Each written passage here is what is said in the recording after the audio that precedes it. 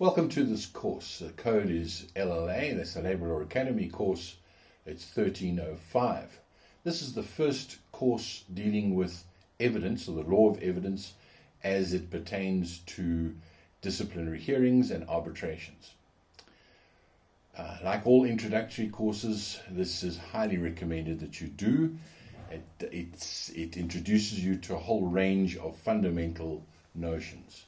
If you have a look at the workbook, and I hope that you remember to download the workbook before you begin the course, so you have a copy of a document in front of you, you will see what you will learn, and I would suggest that you're going to learn a lot.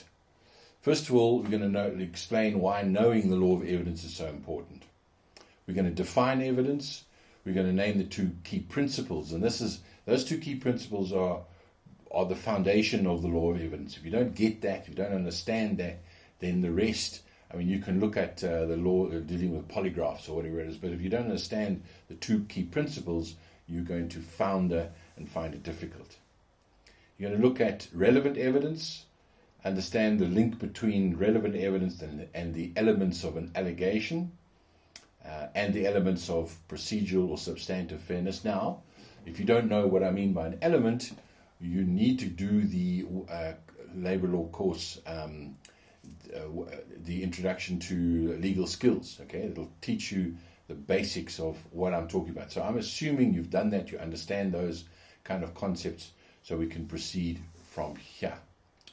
Right, we're going to deal with evidence, explaining how you deal with the evidence which isn't relevant, and there are a number of techniques that I'm going to explain to you. We're going to look at the general rule regarding the admissibility of evidence. I've got a very important and very good case study for you to do.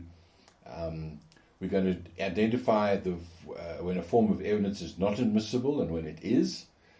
We're going to develop an argument. So you're going to learn how to present an argument to present so that you can have evidence admitted in a particular either a hearing or an arbitration.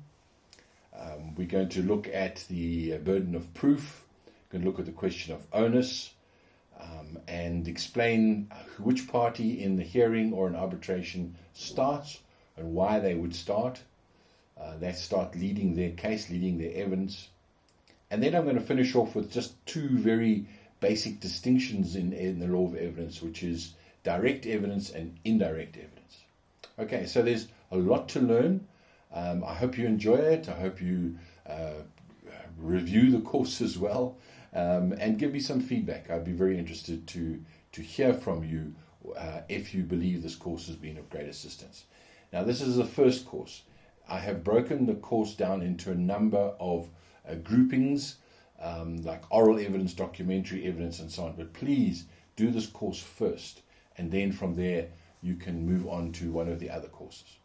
Great, let's move on to the first section.